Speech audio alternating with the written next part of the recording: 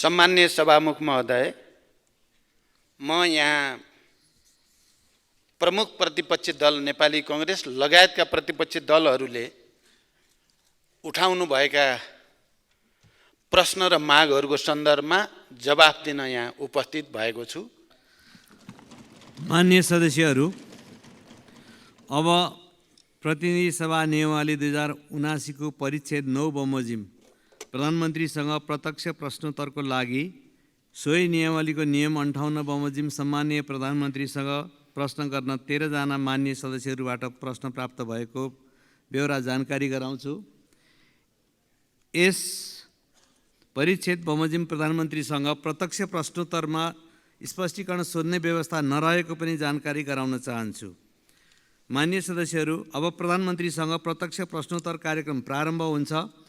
सर्वप्रथम प्रश्नकर्ता माननीय श्री गोकुल प्रसाद बाँसकोटालाई सम्माननीय प्रधानमन्त्रीसँग प्रश्न सोध्न अनुमति दिन्छु। सम्माननीय सभामुख महोदय, म सभामुख महोदय मार्फत सम्माननीय प्रधानमन्त्रीज्यूलाई प्रश्न गर्न चाहन्छु। मध्य पहाडी पुष्पलाल लोकमार्ग पहाडी जनजीवनको लाइफलाइनको रूपमा रहेको छ, तर यो लामो भयो। त्यसकारणले यसको पुनर्रेखाङ्कन गरी दूरी छोट्याउनका लागि सुरुङ र भायाडक्ट प्रविधिको समेत प्रयोग गरी आउँदो 5 वर्षभित्र डबल लेनमा यसलाई विस्तार गर्ने योजना सरकारको छ कि छैन, सम्भव छ कि छैन, सरकारको प्रतिबद्धता चाहन्छु।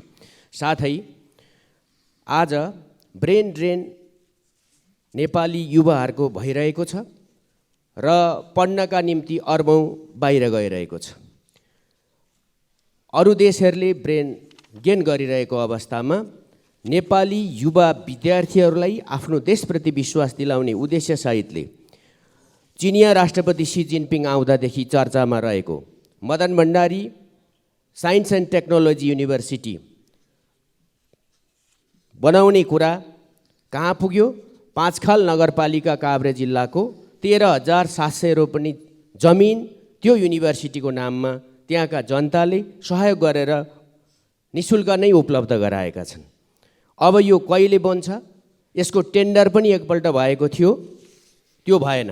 त्यसैले यो बन्छ वा बन्दैन, निर्माण कार्य कहिले सुरु हुन्छ, म यो भन्न चाहन्छु। सँगसँगै प्रधानमन्त्रीज्यू आफैले धेरैपल्ट भन्नुभएको छ जलविद्युतमा फड्को मार्ने। त्यसो हो भने यो काभ्रे, रामेछाप, सिन्धुपाल्चोक जिल्लामै त्यो एउटा स्थानीय र क्षेत्रीय तहमा गेम चेन्जर रहेको सुनकोशी तेस्रो परियोजना जुन बङ्गलादेशसितको सहकार्यमा गर्ने भनिएको छ, त्यसको निर्माण कार्य कहाँ पुगेको छ र त्यसलाई तीव्रता दिन सरकारको योजना के कस्तो छ? एउटा तितो र यथार्थ पनि राख्न चाहन्छु सँगसँगै प्रश्नमा। केपी ओली सरकार हुँदा काभ्रे जिल्लाको भुम्लु गाउँपालिकाको 7 र 8 नम्बर वडाका जनताले नापीको समस्याका कारणले वर्षौँदेखि 31 सालदेखि 50 वर्ष भयो आफ्नो कमाई आएको जग्गा नापीको कारणले मात्रै पूर्जा पाउन सकेका छैनन्। त्यहाँ कार्यालय राखिएको थियो र आजसम्म छैन। न उनीहरूले औषधि उपचार गर्न पाउँछन्, न बैंकमा राख्न पाउँछन्। यो समस्या त्यो कार्यालय उठाउने काम पनि अघिल्लो सरकारले गर्यो। अब यो के हुन्छ र कार्यालय किन उठाएको, त्यहाँका जनताले कहिले आफ्नो जमिनको पूर्जा पाउँछन्? धन्यवाद। प्रधानमन्त्रीज्यूको जवाफ चाहन्छु। अब सम्माननीय प्रधानमन्त्री श्री पुष्पकमल दाहाल प्रचण्डलाई उक्त प्रश्नको जवाफ दिन अनुमति दिन्छु। सभामुख महोदय, मान्यज्यूले मध्य पहाडी लोकमार्ग, मदन भण्डारी विश्वविद्यालय, सुनकोशी तेस्रो जलविद्युत परियोजना र जनताले जग्गा धनी प्रमाणपत्र नपाएको विषयमा जिज्ञासा राख्नु भएको छ। पूर्वमा 5 थरको चिवा भन्ज्याङदेखि पश्चिममा बैतडीको झोलाघाटसम्म मध्य पहाडी भूभागलाई यातायात सञ्जालमा जोडी आर्थिक, सामाजिक, सांस्कृतिक, पर्यटकीय, कृषि, ऊर्जा, शैक्षिक लगायत समग्र क्षेत्रको विकास गर्ने मूल रणनीतिक उद्देश्यले मेरो पहिलो प्रधानमन्त्रीत्वको कार्यकालमा 2065 साल फागुन 26 गते मध्य पहाडी लोकमार्ग निर्माणको रेखाङ्कन गरिएको थियो। मध्य पहाडी राजमार्गको कुल लम्बाइ 1879 किलोमिटर मध्ये हालसम्म 1259 किलोमिटर सडक डेडिकेटेड डबल लेनमा स्तरोन्नति भइसकेको छ भने 137 वटा पुल मध्ये 33 वटा पुल निर्माण सम्पन्न भइसकेको छ। राजमार्गका कतिपय स्थानमा सुरुङ तथा अग्ला पुलहरू निर्माण गरी राजमार्गलाई छोटो र सुरक्षित बनाउने विषय नेपाल सरकारको उच्च प्राथमिकतामा रहेको छ। निर्माण सम्पन्न भइसकेपछि आवश्यक र सम्भव भएका बाँकी स्थानमा डेडिकेटेड डबल लेनमा स्तरोन्नति गरिनेछ। मदन भण्डारी विज्ञान तथा प्रविधि विश्वविद्यालयको 2टा भवन मकवानपुरको चितलाङमा निर्माण भएको र पाँचखाल नगरपालिकामा विश्वविद्यालय अनुदान आयोगको सिफारिस समेतका आधारमा मित्र राष्ट्र चीन सरकारको सहयोगमा संरचना निर्माणका लागि प्रक्रिया अघि बढाइसकिएको जानकारी मान्य सदस्यलाई गराउन चाहन्छु। सुनकोशी तेस्रो जलविद्युत आयोजना संयुक्त रूपमा कार्यान्वयनका लागि नेपालका तर्फबाट नेपाल विद्युत प्राधिकरण तथा बङ्गलादेशका तर्फबाट बङ्गलादेश पावर डेभलपमेन्ट बोर्डलाई लाइन एजेन्सी तोकिएको छ।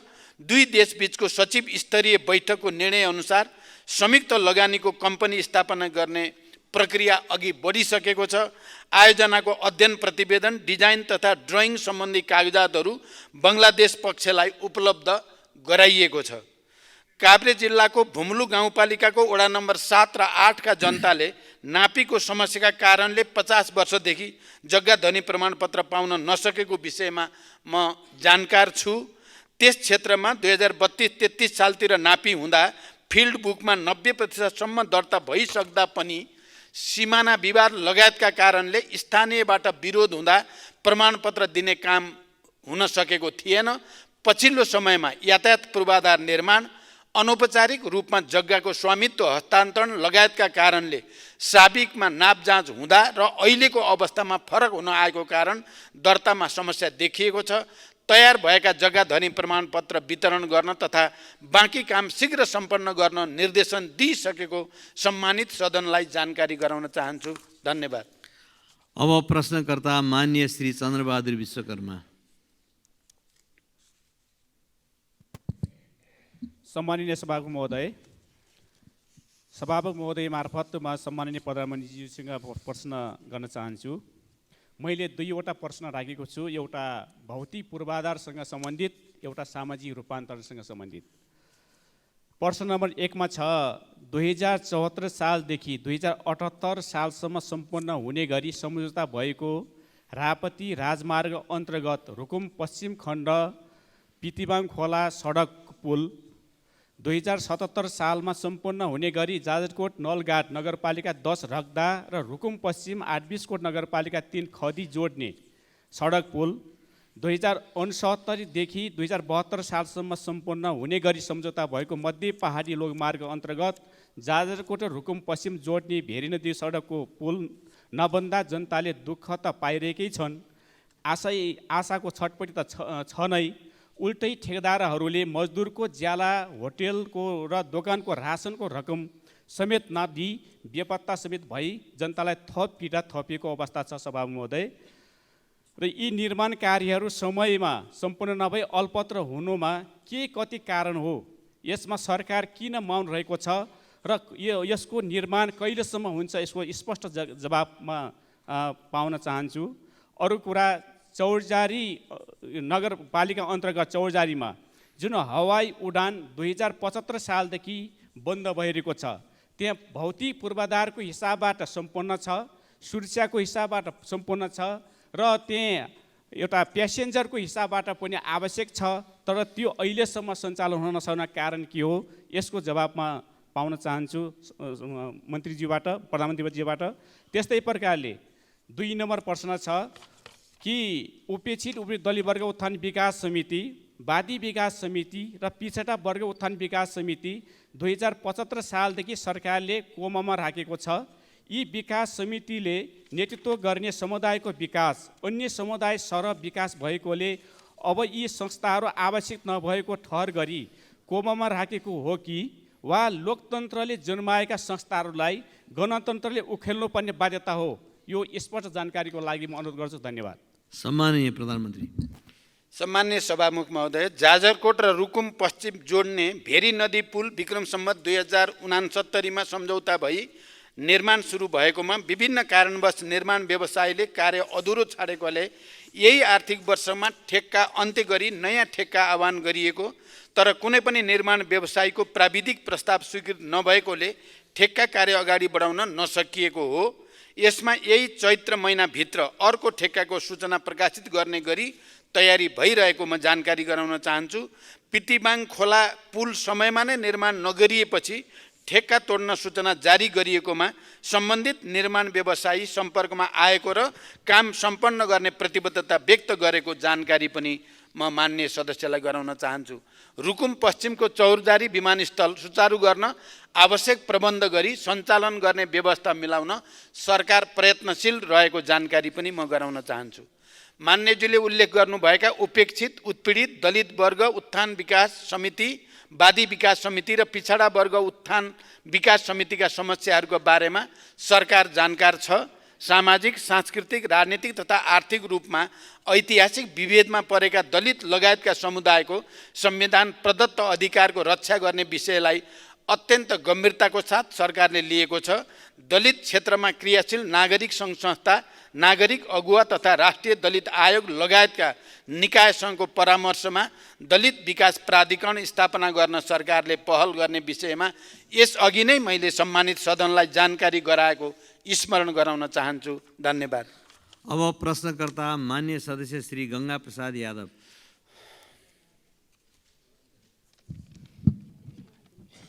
सम्मान्य सभामुख महोदय मार्फत पुनर्गठित मन्त्री परिषदका प्रधानमन्त्रीज्यू लगायत प्रधानमन्त्रीज्यू, मन्त्रीज्यूहरूमा सबभन्दा पहिले सफलताको शुभकामना व्यक्त गर्न चाहन्छु। साथसाथै सभामुखज्यू मार्फत सम्माननीय प्रधानमन्त्रीज्यूलाई मेरा यी दुई प्रश्नहरू रहेका छन्। पहिलो प्रश्न, राष्ट्रपति चुरे संरक्षण कार्यक्रमको बजेट कटौतीका कारण तराई मधेस मरुभूमिमा परिणत भइरहेको छ। तराई मधेसलाई मरुभूमिकरणबाट जोगाउन आगामी योजना के छ? तराई मधेस समृद्धि कार्यक्रम तथा सघन शहरी कार्यक्रममा रकम घटाइएको छ होला कि सडक लगायत तराई मधेस विकासका आयोजनाहरूमा बजेट कटौती गरी तराई मधेसको विकासमा सरकार उदासीन देखिएको हो? दोस्रो प्रश्न, प्रधानमन्त्रीज्यू, मधेसको मूल समस्या दहेज, विभेद, सुशासन, विकास निर्माणमा राज्यबाट हुँदै आएको असमानता, शिक्षा स्वास्थ्यमा व्यापारीकरण, विभिन्न क्षेत्रमा रहेको सिन्डिकेटलाई हटाउन तेस्रो पटक प्रधानमन्त्री भइरहँदा भुइँ मान्छेको मुक्तिको लागि लामो सङ्घर्ष गर्नुभएको तपाईबाट दुई पटक प्रधानमन्त्री हुँदा केही परिवर्तन हुन नसकेको अवस्थामा अब परिवर्तनको आशा गर्ने तपाईसँग के कस्ता नीति र कार्यक्रम छन्? जनताले बुझ्ने भाषामा बताइदिनुहुन्छ कि? धन्यवाद। सम्माननीय प्रधानमन्त्री। सभामुख महोदय, चुरे तराई मधेसको संरक्षण तथा व्यवस्थापन एवं मरुभूमिकरण नियन्त्रणका लागि 2071 सालमा राष्ट्रपति चुरे तराई मधेस संरक्षण विकास समिति गठन गरी राष्ट्रिय गौरवको आयोजनाको रूपमा सञ्चालन भइरहेको तथ्य सबैलाई अवगत नै छ। यस कार्यक्रमलाई अझै प्रभावकारी बनाउन चुरे संरक्षण तथा व्यवस्थापन गुरु योजना परिमार्जन भई स्वीकृतिको प्रक्रियामा रहेको तथ्य पनि सबैलाई जानकारी नै छ। आवश्यकता र प्राथमिकताको आधारमा तिनै तहका सरकारका चालु आर्थिक वर्षको बजेट नघट्ने गरी सम्बोधन गर्न नीतिगत व्यवस्था गरिएको जानकारी पनि म यस सम्मानित सदनलाई गराउन चाहन्छु। यसका साथै चुरे क्षेत्रको संरक्षण र व्यवस्थापनमा जलवायु वित्त परिचालन गरी सञ्चालन भइरहेको चुरे उत्थानशीलता आयोजनालाई अझै सशक्त बनाइनेछ।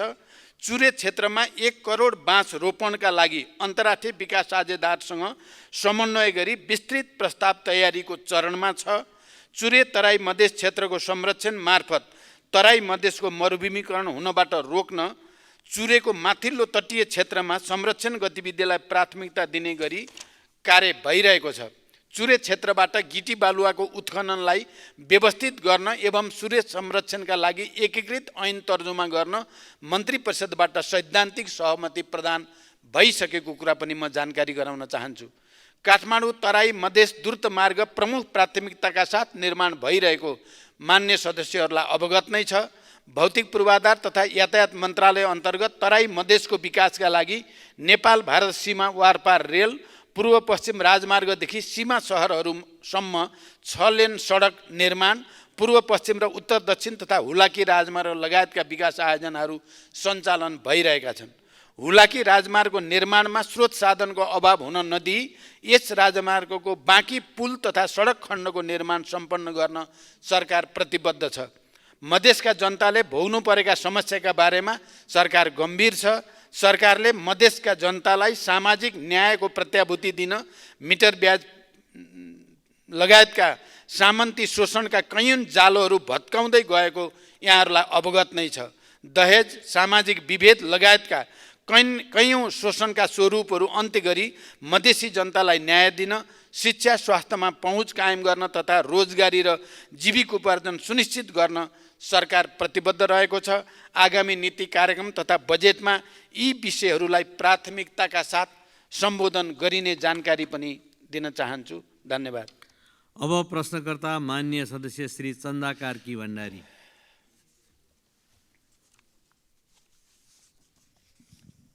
माननीय सभामुखज्यू, हुन त मैले सोध्नुपर्ने प्रश्नको क्वेसन चाहिँ पहिले नै आउट भइसकेको छ। सम्मान्य प्रधानमन्त्रीज्यूलाई मैले प्रश्न सोध्नका लागि मात्रै मैले सोधेको होइन। प्रधानमन्त्रीज्यू, यहाँको ध्यानाकर्षण भएपछि यो कामले पक्कै पनि गति लिन्छ र चाहेमा फत्ते पनि हुन्छ भन्ने विश्वासले मात्रै मैले यो प्रश्न राखेको हुँ। र स्वास्थ्य सबैको लागि सबैभन्दा महत्त्वपूर्ण कुरा हो भनेर म भन्दै आएको छु, कराउँदै आएको छु। तर बुझ्नेलाई यो कुरा गहिरो छ, नबुझ्नेलाई मैले बुझाउन धेरै समय लाग्छ। प्रधानमन्त्रीज्यू, संविधानको धारा 35ले स्वास्थ्यलाई मौलिक हकको अन्तर्गत राखेको छ र यो मौलिक हकको प्रत्याभूति आम नागरिकलाई गराउने सबैभन्दा उपयुक्त माध्यम स्वास्थ्य बिमा कार्यक्रम नै हो भन्ने कुरामा दुई मत छैन। वर्तमान संविधानको धारा 51 जमा पनि नागरिकको स्वास्थ्य बिमा सुनिश्चित गर्ने व्यवस्था मिलाउने कुरा प्रष्ट उल्लेख पनि गरिएको छ। तर सरकारले बिमा कार्यक्रम लागू गरेको 7.5 वर्ष भइसक्यो, तर पनि हाम्रो स्वास्थ्य बिमा कार्यक्रम प्रभावकारी बन्न सकेको छैन। प्रधानमन्त्रीज्यू, देशभरमा 43% मात्रै स्वास्थ्य बिमा पुगेको छ भने मध्य प्रदेशमा, म फेरि दोहोऱ्याउँछु, मध्य प्रदेशमा 8.6% नागरिकले मात्रै बिमा सेवा पाएको चित्त दुख्दो तथ्याङ्क छ। प्रधानमन्त्रीज्यू, यहाँको ध्यान आकर्षण गराउन चाहन्छु। कर्णाली र सुदूरपश्चिमको हालत पनि त्यस्तै छ। यसको कार्यान्वयनमा भएको यस्तो कमजोरीको कारण के होला? प्रधानमन्त्रीज्यू, बिमितहरूको लागि गुणस्तरीय स्वास्थ्य सेवा, तोकिएको औषधिको उपलब्धता र उपचार प्रक्रिया नभएर हो कि स्वास्थ्य संस्था पहुँचमा नहुँदा योगदानको प्रिमियम बुझाउनु पर्ने कुनै औचित्य नभएर हो कि अस्पतालहरूलाई बिमितको औषधि उपचार खर्च बापतको भुक्तानी बिमा बोर्डले समयमा नदिएर हो कि निजी क्षेत्रको अस्पताल र मेडिकल कलेजहरूलाई संलग्न गराउन नसकेर हो कि स्वास्थ्य बिमा बोर्डमा आवश्यक दक्ष जनशक्ति नभएर स्वास्थ्य बिमा बोर्ड आफै बिरामी भएर हो कि स्थानीय तहमा बिमा ज्ञान सम्बन्धी अन्तर्क्रिया हामीले गर्न नसकेर हो कि? प्रधानमन्त्रीज्यू, अब सरकारले जनतामा कसरी स्वास्थ्य बिमाको पहुँच बढाउने हो र बिमाका आधारमा सन् 2030 सम्ममा सबैका लागि स्वास्थ्य सेवा सुनिश्चित गर्न लिएको लक्ष्य हामीले कसरी पुरा गर्ने होला? धन्यवाद। सम्माननीय प्रधानमन्त्री। सभामुख महोदय, मान्यज्यूले स्वास्थ्य बिमालाई प्रभावकारी बनाउने विषयमा सान्दर्भिक जिज्ञासा राख्नु भएको छ। नागरिकहरूको स्वास्थ्य उपचारका क्रममा हुने वित्तीय जोखिम कम गर्न स्वास्थ्य बिमा बोर्ड मार्फत सामाजिक स्वास्थ्य बिमा कार्यक्रम सञ्चालनमा रहेको छ। हालसम्म 33.2% घर परिवार तथा 24.7% जनसङ्ख्या स्वास्थ्य बिमाको दायरामा आएको र 75.751 पालिकासम्म स्वास्थ्य बिमाको पहुँच पुगेको छ। तोकिएका औषधिको उपलब्धता र उपचार प्रक्रिया सरल बनाउन 2081 वैशाख 1 देखि लागू हुने गरी छुट्टै रिफिल काउन्टरको व्यवस्था गरी औषधि वितरण गर्ने तथा ज्येष्ठ नागरिकलाई सबै सेवा प्रदायक अस्पतालहरूबाट प्रत्येक मङ्गलबार जेरियाट्रिक क्लिनिक मार्फत सेवा दिने व्यवस्था मिलाइएको छ। यसैगरी आधारभूत अस्पतालहरूबाट बिमा सेवा सुरु गर्ने र निजी तथा सामुदायिक अस्पतालहरूलाई समेत सूचीकृत गरी सेवा विस्तार गर्ने तयारी भइरहेको छ। बिमितको औषधि उपचार खर्च बापतको भुक्तानी अस्पतालहरूलाई समयमै शोध भर्ना गर्न थप जनशक्तिको व्यवस्था गरी हरेक 2 महिनामा शोध भर्ना हुने व्यवस्था मिलाइएको छ। स्वास्थ्य बिमा बोर्डको स्थायी सङ्गठन संरचना स्वीकृतिको प्रक्रियामा रहेको छ। दक्ष जनशक्ति व्यवस्थापनका लागि 155 जना जनशक्ति पदपूर्तिको प्रक्रिया अगाडि बढिसकेको छ। स्वास्थ्य बिमा कार्यक्रममा देखिएका समस्या समाधान गर्न लागि अनलाइन सदस्यता तथा नवीकरणसँगै बिमा सक्रिय हुने व्यवस्थासहित स्वास्थ्य बिमा नियमावली संशोधनको प्रक्रियामा रहेको छ। त्यसै गरी 25 जिल्लामा 2074 सालमा वितरण भएका गरिब परिचय पत्रको म्याद थप गर्ने र बाँकी जिल्लामा पनि यसलाई विस्तार गर्दै सरकारले अति गरिब नागरिकको प्रिमियमको व्यवस्था गरी बिमा गर्ने विषयमा गृह कार्य गरिरहेको छ। त्यसै गरी नागरिकता, जग्गा पास लगायतका सामाजिक सेवाको क्रममा स्वास्थ्य बिमा परिचय पत्र अनिवार्य गर्ने, वैदेशिक रोजगारीमा जानेहरूको परिवारको अनिवार्य बिमा, आम्दानी अनुसारको प्रिमियमको आधारमा सबै कर्मचारी, शिक्षक, जनप्रतिनिधिहरूको अनिवार्य बिमा गर्ने लगायतका सबै प्रकारका स्वास्थ्य सुरक्षाका कार्यक्रमहरूलाई स्वास्थ्य बिमा मार्फत एकीकृत गर्ने र स्वास्थ्य बिमा कार्यक्रमलाई राष्ट्रिय गौरवको अभियानका रूपमा घोषणा गर्ने लगायतका विषयमा सरकारले गृह कार्य गरिरहेको छ। धन्यवाद। अब प्रश्नकर्ता माननीय सदस्य डाक्टर चन्द्रकान्त भण्डारी।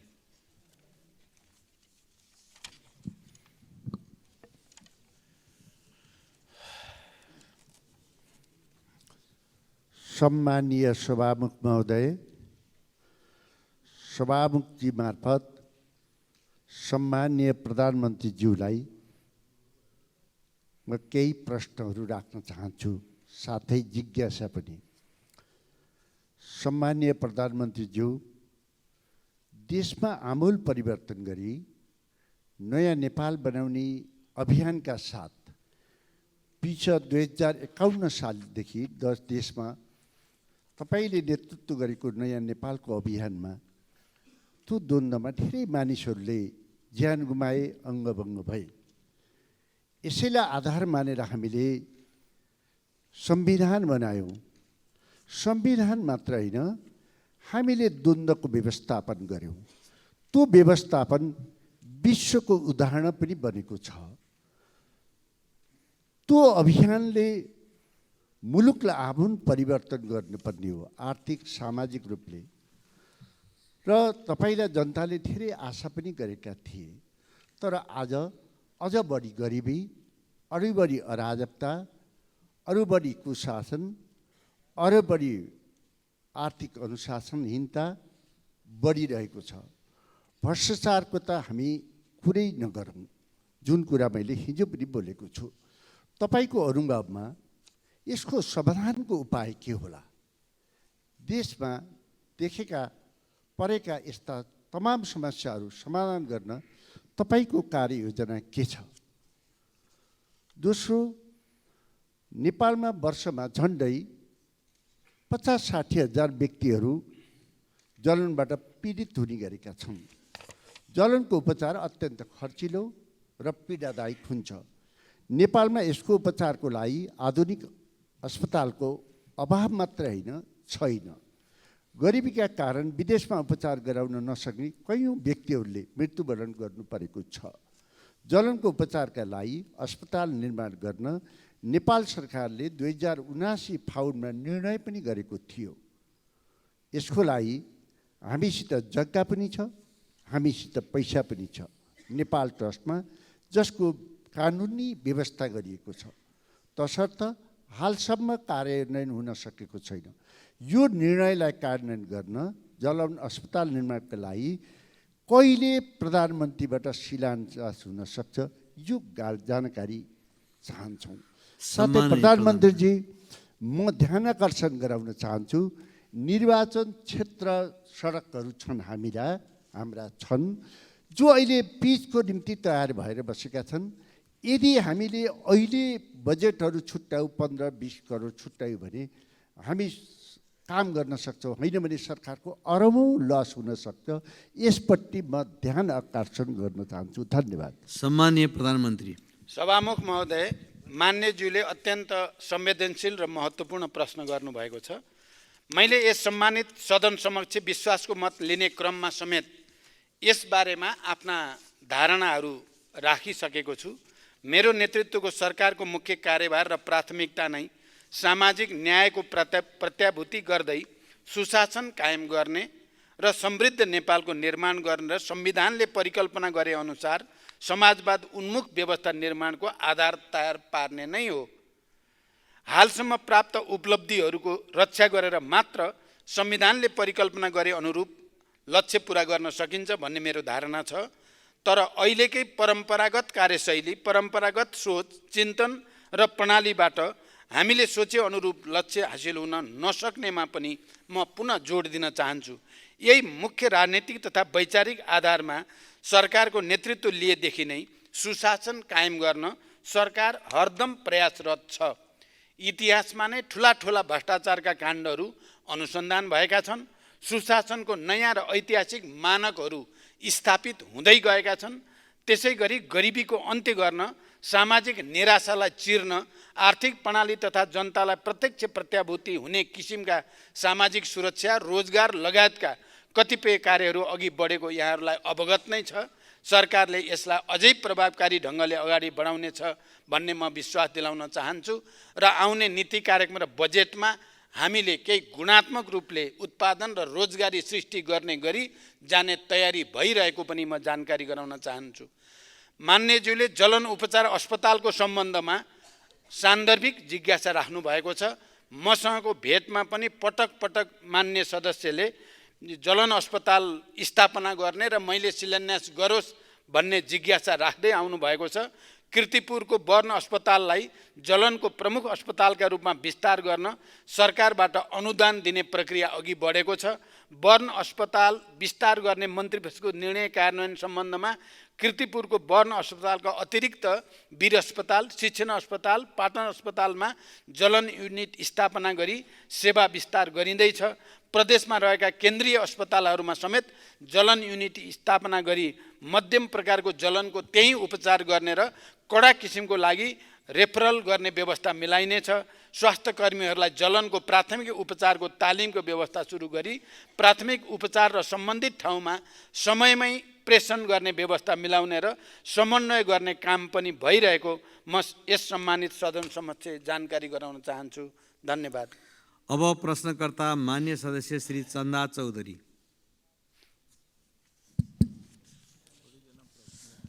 सम्मानीय सभामुख मार्फत सम्मानीय प्रधानमन्त्रीजीलाई मेरो प्रश्न।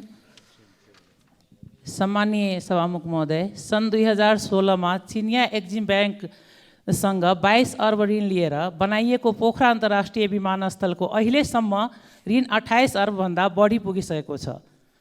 अबको 13 वर्षमा चिनिया ब्याङ्कलाई सबै सावा ब्याज तिर्न भनी शर्त राखिएको उक्त विमानस्थल बनाउन मात्र हाम्रो आन्तरिक स्रोतबाट जग्गा अधिग्रहणको लागि 9 अर्बभन्दा बढी खर्च भएको छ।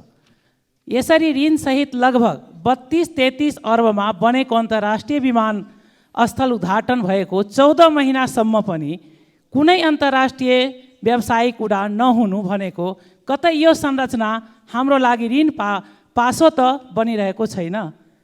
उक्त विमानस्थल सम्मानीय प्रधानमन्त्रीज्यूले नै आजभन्दा 14 महिना अघि उद्घाटन गर्नुभएको थियो र चिनिया इन्भेस्टरले उक्त कार्यक्रममा पोखरा अन्तर्राष्ट्रिय विमानस्थल उहाँको बेल्ट एन्ड रोडको उपहार हो भनेर सार्वजनिक रूपमा भन्नुभएको थियो। 1 वर्ष बित्दा चिनिया ब्याङ्कलाई नै तिर्नुपर्ने सावा ब्याज बढेर हामीले धान्न नसक्ने परियोजनालाई चीनले नै आफ्नो उपहार भन्ने र भन्नु अर्थतन्त्रले धान्नै नसक्ने परियोजनाहरू सञ्चालन गर्नु हो।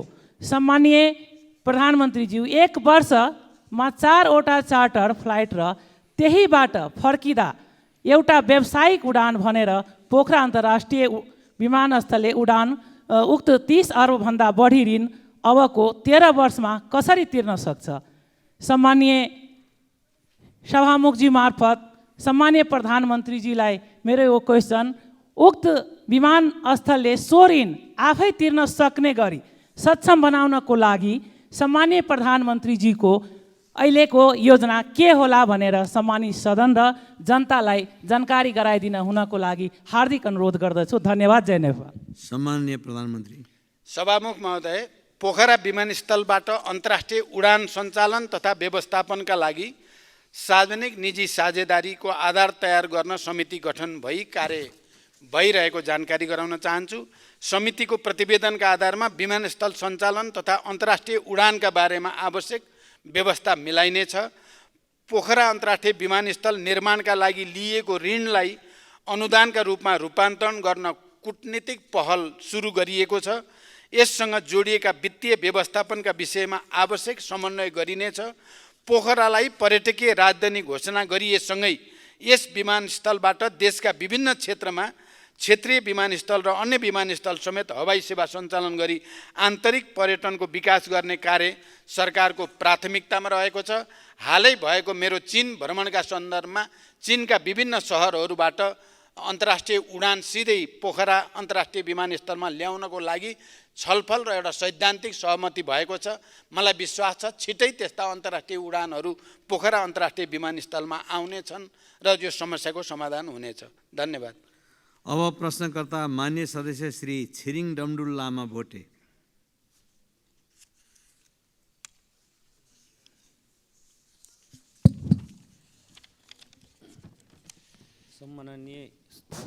सम्माननीय सभामुख महोदय मार्फत सम्माननीय प्रधानमन्त्रीज्यूलाई मेरो जिज्ञासा छ। 21औं शताब्दीमा पनि नेपाली राजनीतिमा अब यहाँ परिवर्तन पटक परिवर्तन हुँदा पनि हालसम्म हिमाली जिल्ला हुम्लालाई राष्ट्रिय सडक सञ्जाल र राष्ट्रिय प्रसारण लाइनसम्म नजोडिनु विडम्बना हो। अब हुम्लामा सडक र विद्युत कहिले जोडिन्छ? 2. कर्णाली कोरिडोर अन्तर्गत खुलालु हिल्सा सलिसल्ला खण्डको रु 4 अरब 53 करोड बहुवर्षीय ठेक्का पहिलेको अर्थमन्त्रीज्यूले सहमति दिनु भएन, के कारणले हो कि अब नयाँ सरकार र नयाँ अर्थमन्त्रीज्यूले यो गौरवको योजनालाई सहमति दिन्छ कि दिँदैनन्? दिए भने कति समय लाग्छ? अब साथै यो मृत्यु मार्गमा परिचित कर्णाली कोरिडोरलाई जीवन मार्गमा कहिले बदल्छ? हुम्लाको विकास, सिङ्गो हिमाली क्षेत्रको विकास गणतन्त्र नेपालको प्रथम प्रधानमन्त्री र हाल तेस्रो पटकसम्म देशको नेतृत्व भएको बेला हाम्रो पालामा र राम्रो विकास नगरे कसले गर्छ? कहिले हुन्छ? अब के अबको बजेटमा हिमाली क्षेत्रलाई, हुम्लालाई लगायत सबै दुर्गम जिल्लालाई समान बजेट वितरण गर्छ? हुम्लालाई सडक, विद्युत, स्वास्थ्य र शिक्षाको पहुँच केन्द्र सरकार काठमाडौँ सरकारसँग कहिलेसम्म जोडिन्छ? सम्माननीय प्रधानमन्त्रीज्यूलाई मेरो जिज्ञासा यही छ। धन्यवाद। सम्माननीय प्रधानमन्त्री। सभामुख महोदय, हुम्ला जिल्लाको सदरमुकाम सिमीकोटलाई चालु आर्थिक वर्षभित्रै राष्ट्रिय सडक सञ्जालसँग जोड्ने गरी नेपाली सेना र सडक विभाग अन्तर्गत काम भइरहेको जानकारी म गराउन चाहन्छु। कर्णाली कोरिडोर र कर्णाली राजमार्ग समेतको सडकको अवस्था सुधार गर्न आवश्यक बजेट व्यवस्था गरिएको छ। कर्णाली कोरिडोरतर्फ सिमीकोटमा र पिलीचौरमा 2वटा योजना कार्यालय स्थापना गरी काम अगाडि बढिरहेको छ। कर्णाली राजमार्गतर्फ सडक डिभिजन सुर्खेत र जुम्लाबाट काम भइरहेको छ। खुलालु सल्लिसल्ला खण्डको सुधारका लागि बहुवर्षीय योजना ठेक्का गरिने र आगामी आर्थिक वर्षको बजेटमा समेत कर्णाली कोरिडोरलाई उच्च प्राथमिकतामा राखिने जानकारी पनि म मान्य सदस्यलाई गराउन चाहन्छु। कर्णाली प्रदेशका डोल्पा, जुम्ला, मुगु तथा हुम्ला जिल्लामा विद्युतीकरण विस्तारका लागि गत आर्थिक वर्षमा नै ठेक्का व्यवस्था भएको र डिजाइन ड्रइङ स्वीकृति भइसकेको छ। जुम्ला सदरमुकामसम्म 33 केबी प्रसारण लाइन विस्तार भएको र जुम्लाबाट मुगु सदरमुकाम तथा मुगु सदरमुकामबाट हुम्ला जिल्ला सदरमुकाम तथा अन्य स्थानमा समेत विद्युतीकरण गर्न ठेक्का सम्झौता गरिएको छ। निर्माण व्यवसायीबाट आगामी 2 वर्षभित्र 33 केबी क्षमताको प्रसारण लाइन निर्माण सम्पन्न गरी विद्युतीकरण विस्तार गर्ने योजना रहेको बेहोरा समेत म यस सम्मानित सदनलाई जानकारी गराउन चाहन्छु।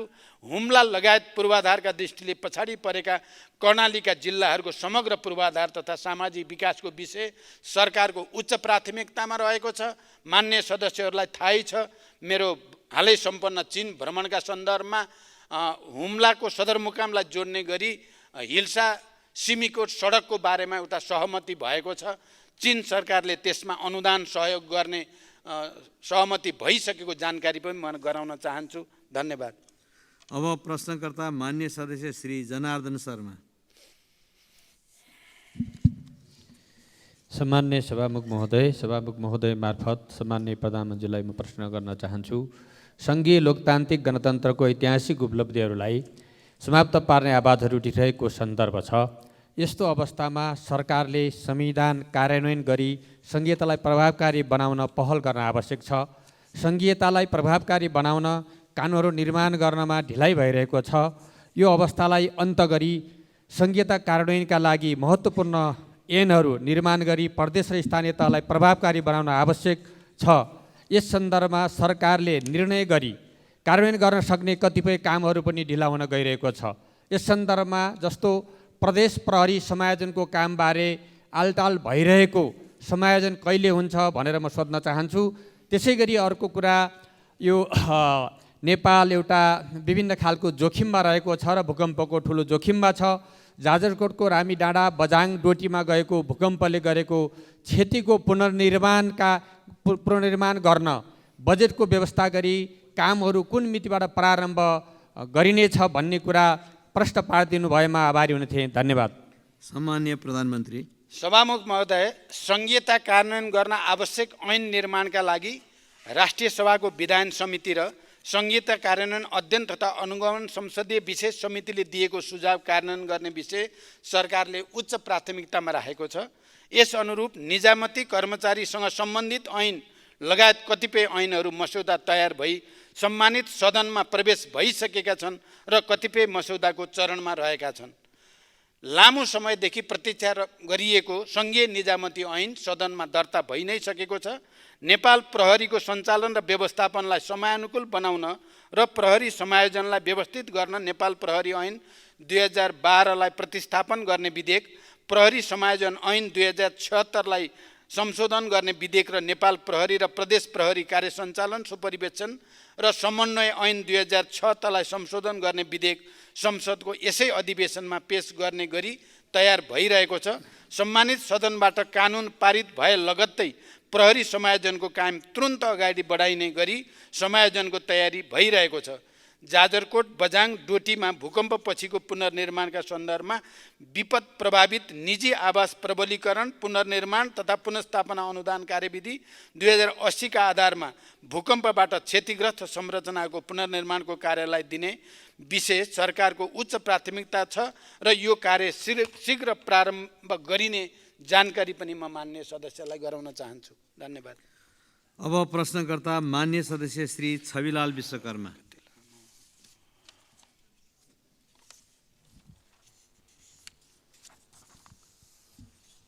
सम्माननीय सभामुख महोदय, मैले प्रतिनिधित्व गर्ने रूपन्देही निर्वाचन क्षेत्र नम्बर 1 समेतका नेपाली जनताका तर्फबाट यो सम्मानित सदनमा सम्माननीय प्रधानमन्त्रीज्यूबाट निम्न प्रश्नहरूको जवाब चाहन्छु।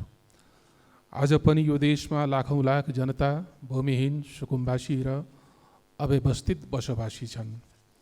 देशको संविधानले मौलिक हकमा नै यिनको अधिकारलाई सुनिश्चित गरेको छ। भूमिहीन दलितको हकमा सोको कार्यान्वयन गर्न कानुन समेत बनिसकेको छ। कानुनमा 3 वर्षभित्र जग्गा उपलब्ध गराउने भनिएको छ। त्यो 3 वर्ष कहिले आउँछ प्रधानमन्त्रीज्यू? यस प्रकार वर्षौँ वर्ष जमिन भोग चलन गरेका तर आफ्नो नाममा केही नभएका राष्ट्रिय आवास कम्पनीको आलटालले पीडित यी अव्यवस्थित बसोबासीको समस्या कहिले सम्बोधन हुन्छ? पुस्ता दर पुस्ता सुकुम्बासी हुन बाध्य यी जनतालाई लाल पूर्जा चाहियो, आश्वासन अब चाहिएन, पुग्यो। हामी भन्दैछौँ व्यवस्था बदल्यौँ, अब जनताको अवस्था बदल्छौँ। यो संविधानको मुख्य विशेषता भनेको सङ्घीयता, लोकतन्त्र, गणतन्त्र, समानुपातिक समावेशिता र धर्मनिरपेक्षता हुन्। यसमा कुनै दुविधा छैन। तर समाजको संरचनामा पिँधमा रहेका लगभग 14% दलित जनताको प्रतिनिधित्व हामीले कता खोज्ने हो? संविधानको कार्यान्वयन कसले गर्ने हो? स्वयं प्रधानमन्त्रीज्यूको नेतृत्वमा रहेको मन्त्री परिषदको संरचनामा यी तस्बिर किन परेनन्? प्रदेश सरकारदेखि राज्यका सबैजसो नीति निर्माण र कार्यान्वयनका महत्त्वपूर्ण क्षेत्रमा यी पङ्क्तिहरू किन वञ्चित छन्? देशको संविधान उल्लङ्घन गर्ने अधिकार सम्माननीयज्यूलाई कसले दियो? हरेक पाइला पाइलामा जातपात र छुवाछुतको भेदभावले अन्यायमा पारिएका, हेपिएका तर आफ्नो कला, सिप र श्रमले सिङ्गो समाजको सेवा गर्दै आएका यी दलित जनताले मानव मर्यादा कहिले पाउँछन्? परम्परागत कला र सिपले प्रोत्साहन कहिले पाउँछ? जवाब चाहियो। सम्मानीय सभामुख महोदय, हाम्रो दक्षिणतर्फ छिमेकी भारतसँग लगभग 1800 किलोमिटर खुला सीमा छ। सिमानामा माटोको रक्षा गरेर बसेका नेपाली जनता बिना पोसाकका सिपाही हुन्, रक्षक हुन्। तर ती सताइएका छन्, गरिबीको मारमा तिनै परेका छन्। पारीको पुलिस प्रशासनले अनेक बहानामा दुःख दिएको छ, वारिकाले पनि कम शास्ति दिएका छैनन्। सीमावर्ती जनताको सुरक्षा, विकास पूर्वाधारदेखि तिनको जीवनमा बदलाव ल्याउनका निम्ति सरकारको के योजना छ? महामानव गौतम बुद्धको जन्मस्थल लुम्बिनीको बृहत्तर विकासको गुरु योजनाले कहिले मूर्तता पाउँछ? बुद्ध मावला देवदह र बुद्धकालीन प्राकृतिक सम्पदा रोहिणी नदीको संरक्षण र करिडोर सहितको विकासको पहलमा सरकारले ध्यान नदिँदा बुद्ध जन्मस्थल लुम्बिनीमा आउने विदेशी पर्यटकले त्यस समयको अर्थात् बुद्धकालीन समयको रोहिणी नदी खोज्ने, तर हामीले विद्रूप नदी देखाउनु पर्ने स्थितिको अन्त्य कहिले हुन्छ? सम्माननीयज्यू, हरेक परिवर्तनको लागि योगदान दिने, खास गरी पछिल्लो बेलामा लोकतन्त्र गणतन्त्रको लागि भारत स्थित लाखौँ लाख प्रवासी नेपालीले काम सम्पन्न भएपछि कहिल्यै राज्यबाट स्नेह पाएनन्, सम्बोधन पाएनन्, समस्याको सम्बोधन समेत भएन। उनीहरू भन्छन् खोलो तर्यो, लौरो बिर्स्यो। रोजगारीको सिलसिलामा इजरायल पुगेका कञ्चनपुरका विपिन जोशीलाई इजरायली विद्रोही पक्ष हमासले कब्जामा लिई हालसम्म पनि बेपत्ता बनाएको छ। उनको अवस्था के छ? जवाब पाऊँ। धन्यवाद। सम्माननीय प्रधानमन्त्री। सभामुख महोदय, भूमिहीन दलित, भूमिहीन सुकुम्बासी र अव्यवस्थित बसोबासीको समस्या सम्बोधन गर्न गठित राष्ट्रिय भूमि आयोगबाट हालसम्म 5300 परिवारलाई जग्गा धनी प्रमाणपत्र वितरण गरिसकिएको र 728 स्थानीय तहसँग आयोगले सम्झौता गरिसकेको स्थिति छ। हालसम्म 14,36,400 भन्दा बढी निवेदनहरू सङ्कलन भएकोमा 10,47,122 निवेदन कम्प्युटरमा प्रविष्ट गरिसकिएको छ। आयोगका कार्यहरूलाई प्रभावकारी बनाउन वन ऐन र भूमि सम्बन्धी ऐन संशोधनको प्रक्रिया अगाडि बढाइएको छ र कानुन संशोधनसँगै हालसम्म नाप जाँच र नक्साङ्कन भइसकेका 2,43,561 किता तत्काल उपलब्ध गराउने तयारी आयोगले गरेको जानकारी गराउन चाहन्छु। राष्ट्रिय आवास विकास कम्पनी मार्फत देशका विभिन्न स्थानमा आफ्नो स्वामित्व र भोगाधिकार रहेको फुटकरतर्फ 3,043 बिघा 4 कट्ठा 2 धुर र जग्गा धनी प्रमाणपत्र भएको 172 बिघा 4 कट्ठा 8 धुर गरी कुल 3215 बिघा 8 कट्ठा 10 धुर जग्गामा साबीको पुनर्वास कार्यक्रम अन्तर्गत तत्त स्थानमा बसोबास गरिरहेका सोबासीहरूलाई घडेरी उपलब्ध गराउने नीति रहेको छ। त्यसअनुसार हालसम्म 207 परिवारलाई घडेरी उपलब्ध गराइएको छ। घडेरी उपलब्ध गराउन बाँकी 453 परिवारलाई आवश्यक कानुनी एवं नीतिगत व्यवस्था गरी यथाशीघ्र घडेरी वितरण गरिनेछ। दलितहरूको समग्र विकास र उचित प्रतिनिधित्वको सम्बन्धमा मैले माननीय चन्द्रबहादुर विश्वकर्माले राख्नुभएको जिज्ञासा सम्बोधन गर्ने सन्दर्भमा स्पष्ट पारिसकेको छु। अहिलेको हाम्रो क्याबिनेटमा पनि दलितहरूको प्रतिनिधित्व हुने कुरा पनि म प्रश्न गर्न चाहन्छु।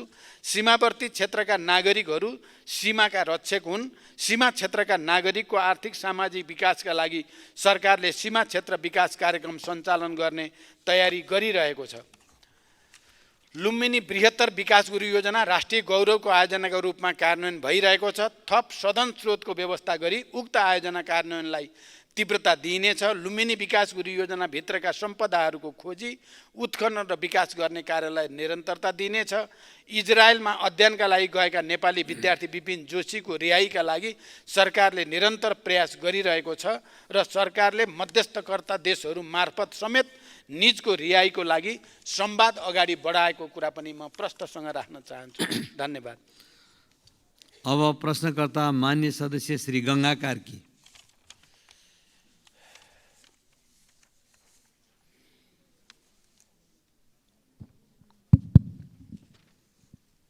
सम्माननीय सभामुखज्यू, सभामुख मार्फत सम्माननीय प्रधानमन्त्रीज्यूलाई मेरा प्रश्न यस प्रकार छन्। ललिता निवास भुटानी शरणार्थी सुनकाण्ड लगायतका फाइल खोलेर अपराधमा संलग्नलाई कारबाहीको दायरामा ल्याएकोमा वर्तमान प्रचण्ड सरकारलाई धन्यवाद दिन चाहन्छु। प्रधानमन्त्रीज्यू, बाँकी भ्रष्टाचारीका फाइलहरू खुल्छन् कि खुल्दैनन्? दुग्ध पदार्थ, माछा, कुखुराको मासुमा आत्मनिर्भर भएको मुलुकमा बिचौलियाको कारणले किसानहरू अत्यन्त मारमा परेका छन्। यसको समुचित व्यवस्थापन गर्न सरकारको योजना के छ?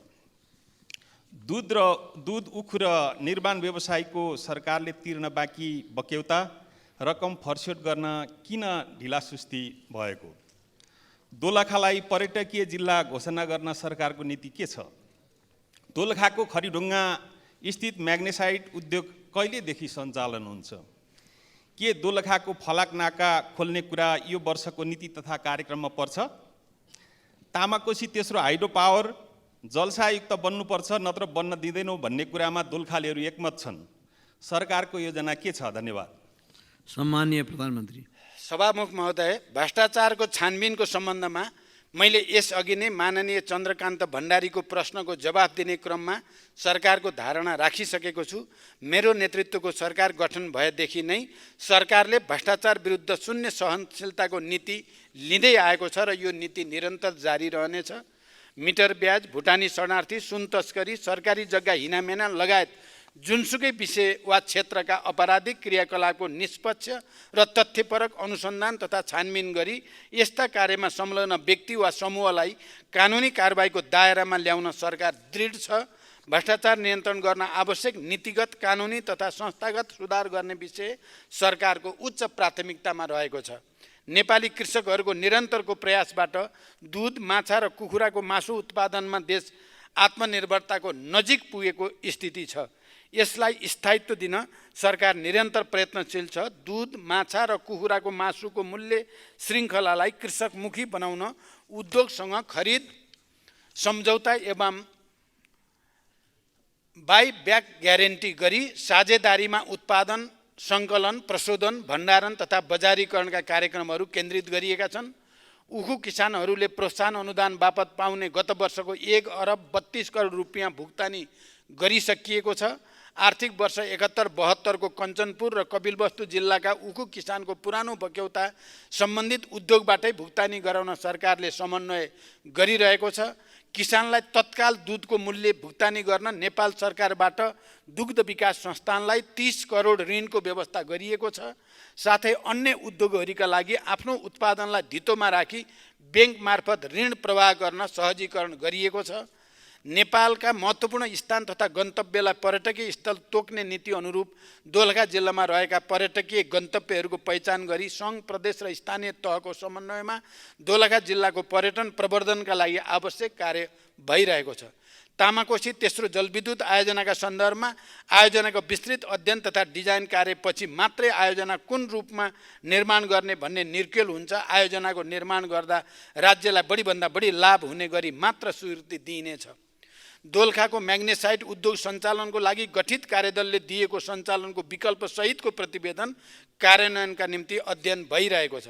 उक्त उद्योग सञ्चालनको लागि उद्योग सञ्चालक साझेदारले उद्योगको खानी क्षेत्रको थप अध्ययन गरिरहेको छ। प्राविधिक अध्ययन पश्चात उपयुक्तताको आधारमा उद्योग छिटै सञ्चालन गरिनेछ। दोलखाको फलाका नाका खोल्ने विषयमा मित्रराष्ट्र चीनसँग कूटनीतिक पहल भइरहेको र चीन सरकार सकारात्मक रहेको छ। छिमेकी देशहरूसँग जोडिएका सीमा नाका खोल्ने तथा व्यवस्थित गर्ने विषय सरकारको प्राथमिकतामा छ। निर्माण व्यवसायको बाँकी रकम भुक्तानी गर्ने विषयमा सम्बन्धित मन्त्रालयको माग बमोजिम आवश्यक रकम निकासा एवं भुक्तानी भइरहेको र बाँकी रकम समेत शीघ्र भुक्तानी दिने व्यवस्था मिलाइएको छ। धन्यवाद। अब प्रश्नकर्ता मान्य सदस्य श्री छिरिङ लामा तामाङ।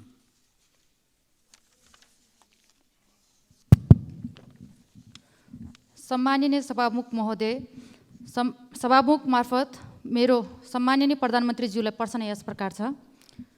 गणतन्त्रका 15 वर्षमा देशको आर्थिक सामाजिक सूचाङ्कमा निकै परिवर्तन आएको छ। अँध्यारोमा रहेको देशले उज्यालो प्राप्तिको आधार र आशा थपिदिएको छ। सम्माननीयज्यू, तपाईँ पहिलोपटक देशको प्रधानमन्त्री हुँदा अर्थतन्त्रको आकार बढेको थियो। राष्ट्रिय गौरवको आयोजना तथा रणनीतिक आयोजना घोषणा मार्फत देशले भौतिक विकासको लय समातेको थियो। दोस्रो पटक देशको प्रधानमन्त्री हुँदा 18 घण्टा लोड सेडिङको अँध्यारोमा रहेको देशले उज्यालो यात्रा सुरु गरेको थियो। अहिले तेस्रो पटक प्रधानमन्त्री भइरहँदा सामाजिक न्याय, सुशासन र आर्थिक समृद्धिको महाअभियान चलेको छ। यसले निराशाको बीचमा रहेको नेपाली जनतामाझ आशाको किरण देखिएको छ। यो दृढ सङ्कल्प र आँट बोकेका सम्माननीय प्रधानमन्त्रीज्यूले चाहेमा मात्र कर्णालीको मुहार फेरिन सक्छ भन्ने आशा पलाएको छ। सदियौँदेखि उपेक्षामा रहेको जुम्लालाई अहिले पनि कुनै राष्ट्रिय गौरवको आयोजनाले समेट्दैन।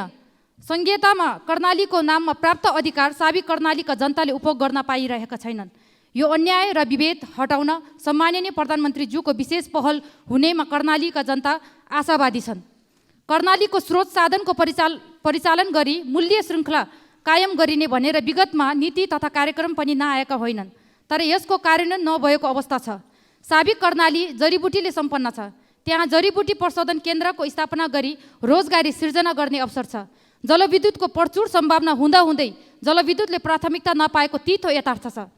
2062-63 देखि सडकले प्राथमिकता पाए तापनि सडकले गुणात्मक फड्को मार्न सकेको छैन। सामाजिक आर्थिक विषयको उठान गर्नुपर्ने बेलामा सडकको मुद्दा उठाउनु परेको छ। यो विडम्बना कहिलेसम्म?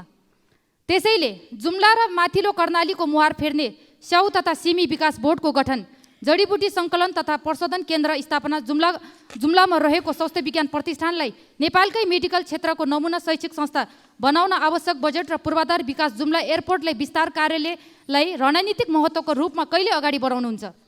गत वर्ष नीति तथा कार्यक्रममा कर्णाली र सुदूरपश्चिममा एयर एम्बुलेन्स स्थापना गर्ने भनिएको थियो।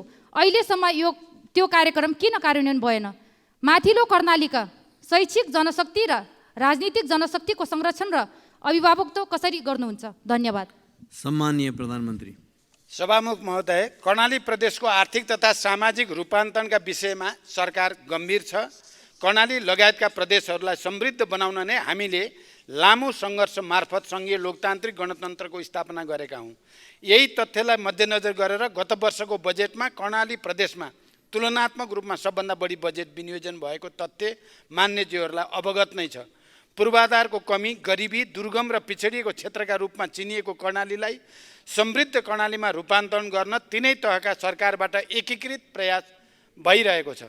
कर्णाली क्षेत्रमा हुने जडीबुटी लगायत कृषि र वनजन्य उत्पादन प्रवर्धन, पर्यटन विकास र प्राकृतिक स्रोतको समुचित उपयोग मार्फत विकास र समृद्धिको अपार सम्भावना रहेको कर्णालीको मुहार फेर्न नेपाल सरकार प्रतिबद्ध छ।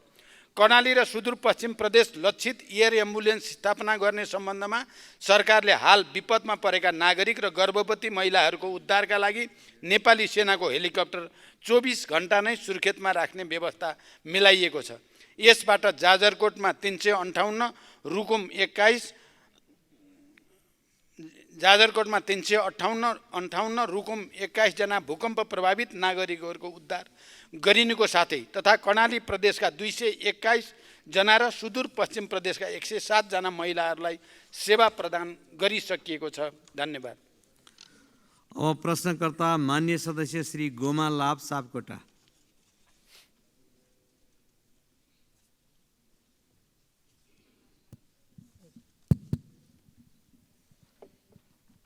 सामान्य सभामुख महोदय, सामान्य सभामुखको ज्यूको अनुमतिले सम्माननीय प्रधानमन्त्रीज्यूसँग मेरो प्रश्न रहेको छ।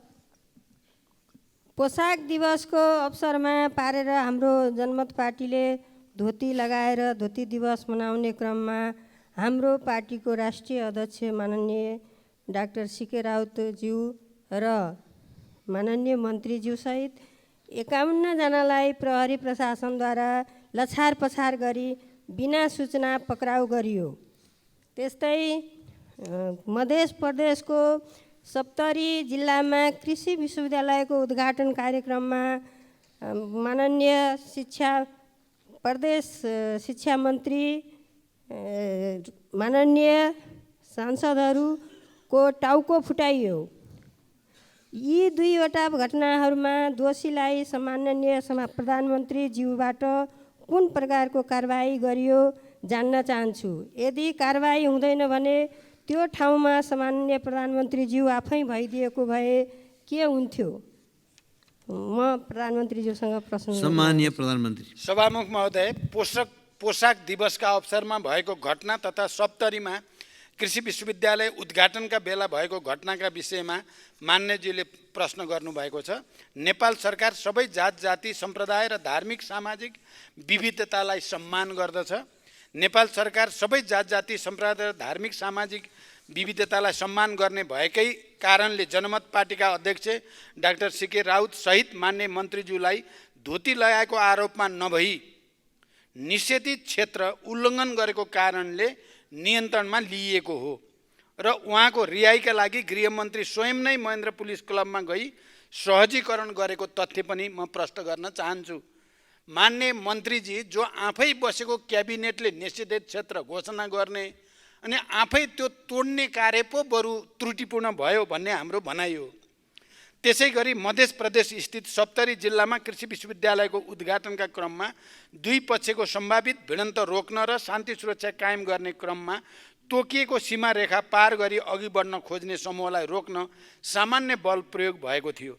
यस घटनाका बारेमा प्रहरीमा कुनै जाहेरी नपरेको विषय समेत यस सम्मानित सदन समक्ष जानकारी गराउन चाहन्छु। धन्यवाद। एउटा विशेष राजनीतिक परिस्थितिमा नयाँ गठबन्धनको सरकार बनेपछि सम्मानित संसदमा मान्य उपप्रधानमन्त्री तथा गृहमन्त्री रवि लामिछानेको विषयमा प्रतिपक्षी दलका मान्य सांसदहरूले उठाउनु भएको विषय प्रश्न पार्न चाहन्छु। मैले यो विषयलाई गतकालमा पनि मिडिया ट्रायल विभिन्न रूपमा चर्चा परिचर्चा हुँदै आएको थियो,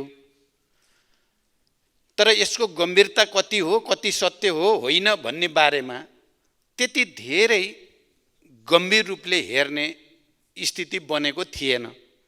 तर अहिले सदनमा नेपाली कांग्रेस जस्तो लामो संसदीय अनुभव र इतिहास भएको पार्टीले यति गम्भीर रूपले उठाएपछि मैले पनि यसको जवाफ दिनुपर्ने सन्दर्भमा आफैले यसको बारेमा खोजबिन गर्ने, सम्बन्धित सरकारी निकायका रिपोर्टहरू र भनाइहरू चाहिँ अलि गहिरो गरी अध्ययन गर्ने मैले कोसिस गरेँ। त्यसको आधारमा म यो सम्मानित संसदमा आफ्नो कुरा राख्न चाहन्छु। मेरो सरकारको पहिलो प्राथमिकता नै सुशासन रहेको र सुशासन कायम गर्ने विषयमा कुनै पनि सम्झौता नहुने मैले यस सम्मानित सदनमा विश्वासको मत लिने क्रम र अन्य सन्दर्भमा पनि बडो स्पष्टसँग राख्दै आएको छु। सुशासनको सङ्कल्प लिएरै मैले सरकारको नेतृत्व गरेदेखि नै ठुल्ठुला भ्रष्टाचार, सुन तस्करी, जग्गा हिनामिना लगायतका काण्डहरूको छानबिन भइरहेको र यसलाई अझ प्रभावकारी बनाउँदै अगाडि बढेको तथ्य पनि म यो सम्मानित सदनलाई जानकारी गराउन चाहन्छु। यसमा मैले कसैलाई काखा कसैलाई पाखा होइन, दोषी जोसुकै भए पनि त्यो नछुटोस्, निर्दोष नपरोस् भन्ने मान्यतालाई दृढताको साथ पालन गर्दै पनि आएको छु। मैले लामो व्याख्या गर्नु पर्दैन, हालैका सबै घटनाक्रमहरूले पनि त्यो कुरालाई पुष्टि गरिरहेकै छन्।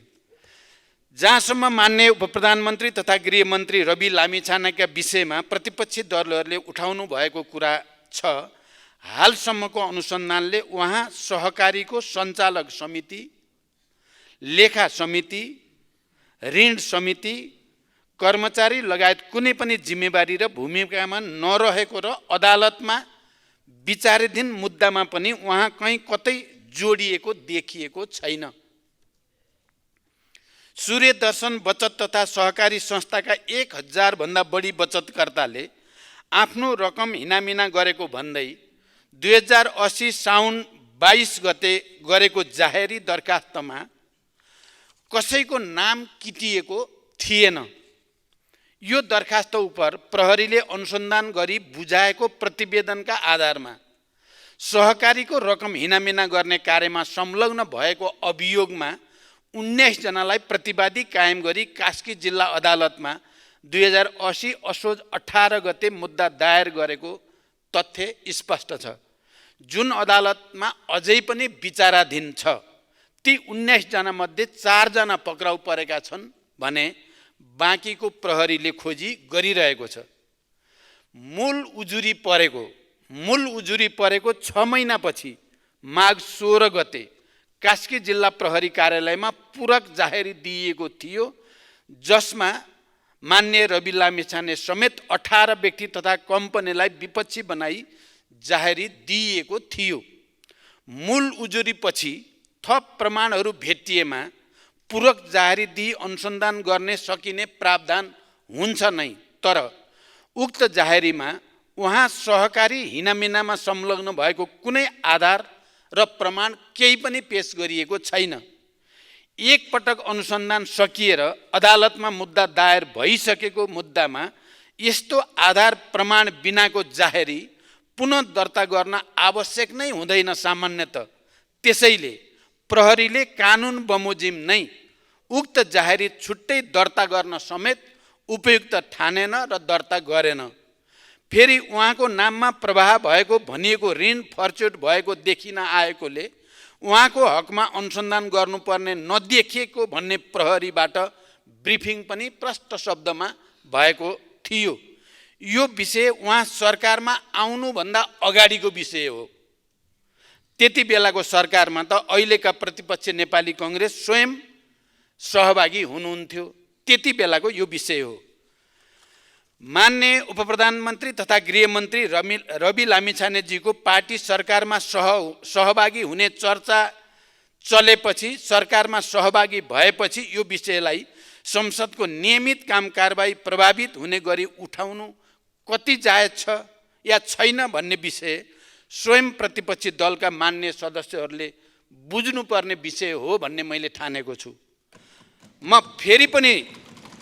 फेरि पनि जोड दिएर भन्न चाहन्छु, सुशासन कायम गर्ने सवालमा म कुनै पनि सम्झौता गर्दिनँ। यसमा आफ्नो पार्टी र अरूको पार्टी भन्ने आग्रह र पूर्वाग्रह पनि मैले राखेको छैन र आउने दिनमा पनि कुनै हालतमा राख्ने छैन। यदि अनुसन्धानबाट केही कैफियत देखिएमा उहाँलाई कारबाही गर्ने कुरामा पनि कसैले रोक्न सक्ने छैन। यो कुरा पनि म प्रष्टसँग राख्न चाहन्छु। मुद्दा बुझाइसक्दासम्म उहाँको नाममा उजुरी निवेदन केही छैन। उजुरी पर्नासाथ राजीनामा दिने हो भने के हुन्छ? ठाडो उजुरी दर्ता हुनासाथ राजीनामा दिने सहमति हामी गर्न सक्छौँ त? होइन, गृहमन्त्रीबाट चाहिँ हटाऊ, मुद्दा प्रभावित हुन्छ भन्न खोज्नु भएको हो भने प्रभावित पार्नेले अर्को मन्त्रालयमा बसे पनि प्रभावित पार्ला, सरकारमा बसे मात्रै पनि प्रभाव पार्न सक्ला। त्यसैले यो विषयलाई राजनीतिकरण नगर्न म अनुरोध गर्न चाहन्छु। लामो संसदीय अभ्यासको अनुभव भएको नेपाली कांग्रेस जस्तो पार्टीले यस्तो विषयलाई अनावश्यक राजनीतिकरण गर्नुभन्दा देशमा विद्यमान अन्य महत्त्वपूर्ण राजनीतिक विषयमा सदनलाई बहसमा ल्याउन म अपिल गर्न चाहन्छु। नेपाली कङ्ग्रेस लगायत प्रतिपक्ष दलका मान्य सदस्यहरूलाई यो विषयमा मैले यति प्रतिबद्धता व्यक्त गरिसकेपछि अब सदन सुचारू गर्न सहयोग गर्नुहुनेछ भन्ने विश्वास पनि म व्यक्त गर्न चाहन्छु। धन्यवाद। अब प्रश्नकर्ता मान्य सदस्य श्री चित्रबहादुर केसी।